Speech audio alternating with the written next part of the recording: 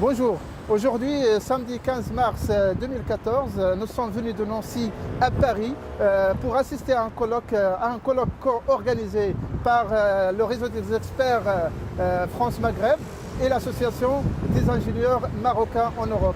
La thématique de cette rencontre, ça sera sur les partenariats publics-privés, quel rôle des compétences.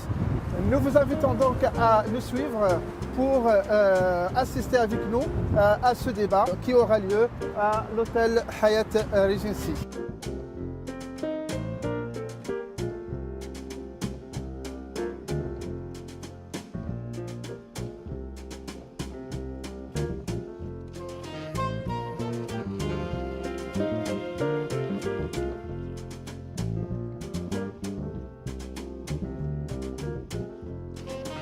Messieurs les ingénieurs, les experts et les scientifiques, mesdames et messieurs les entrepreneurs et opérateurs économiques, chers collègues et amis, au nom de l'Association des ingénieurs AIEM Europe, de nos organisateurs et nos partenaires, je voudrais associer ma voix à celle de M. Alexandre Touani, président du réseau des experts France-Maghreb, pour vous remercier. Vous remercier tous d'être venus si nombreux pour participer à ce colloque. Mes remerciements s'adressent plus particulièrement à la Fondation Hassan II qui nous a toujours accompagnés dans nos activités et au Conseil de la communauté marocaine à l'étranger, CCME, pour son soutien effectif. Je ne vais pas vous parler de notre association, puisque vous la connaissez pour la plupart, puisqu'elle est aussi le prolongement d'une des plus grandes associations marocaines. Et l'association AIEM Europe commence à être suffisamment connue également à l'international. Bon, d'abord, je veux remercier bien évidemment tous les personnes qui sont pris la peine de venir aujourd'hui, malgré que c'était un samedi. Et je pense le remerciement va tout droit à tout le monde. Mesdames et messieurs les présidents, mesdames et messieurs, chers confrères, chers consoeurs, au nom de Réseau Expert France-Maghreb et au nom de l'Association des ingénieurs, c'est avec un très grand honneur et un immense plaisir de vous accueillir à l'occasion de ce colloque. Bon, dans la thématique, il a été bien évidemment présenté par notre ami M. Amarawi.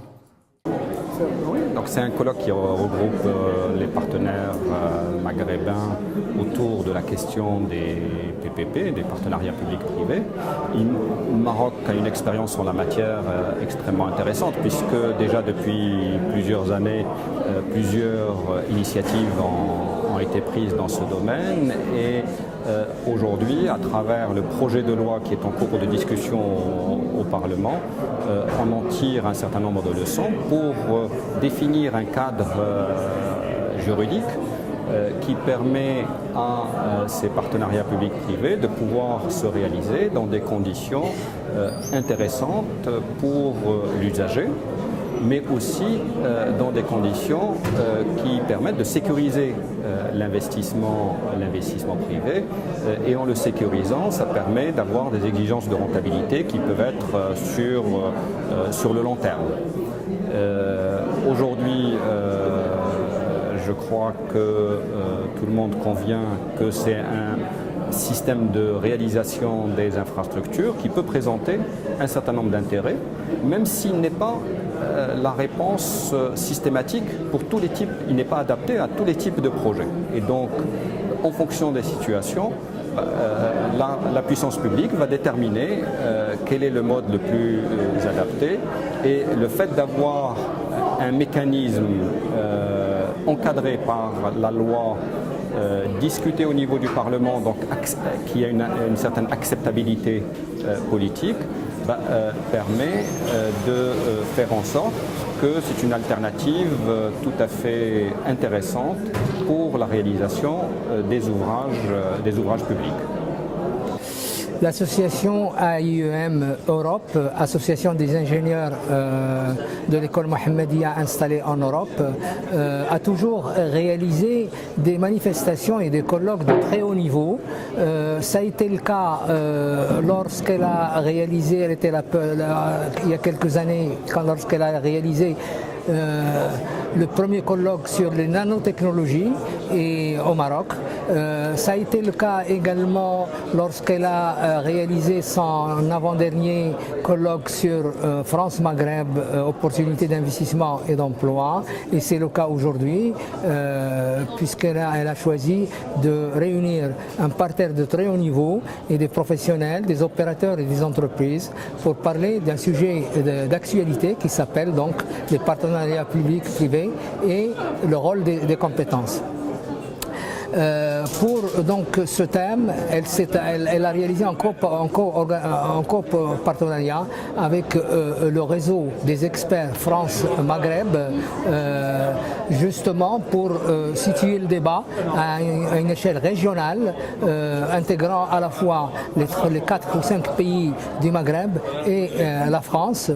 Ce colloque qui a été rehaussé par la présence d'un certain nombre de personnalités, en l'occurrence Monsieur l'ambassadeur du Maroc à Paris, des personnalités, des représentants des institutions et des organismes travaillant pour les MRE ou s'occupant des Marocains résidant à l'étranger. Et donc ce thème qui a traité du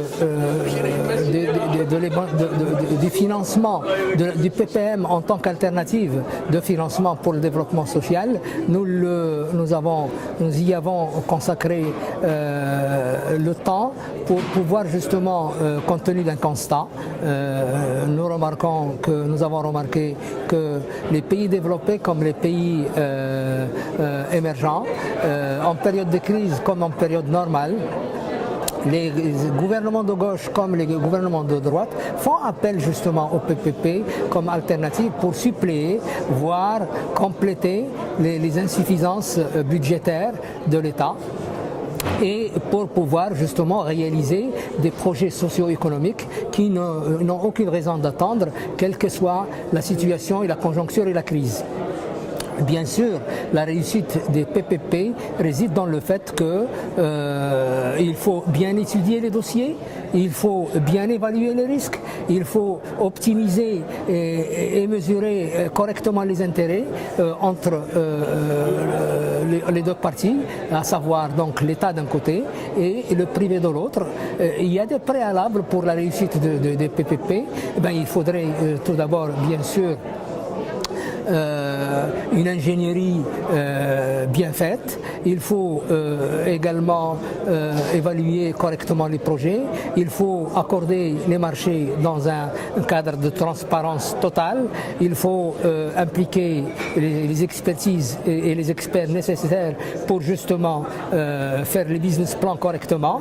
Et je crois que c'est une alternative que le Maroc connaît déjà en fait, mais elle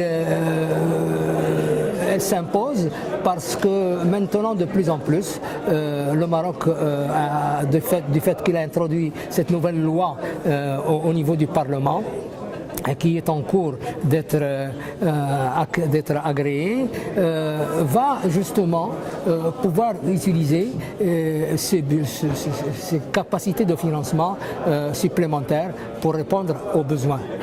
Voilà.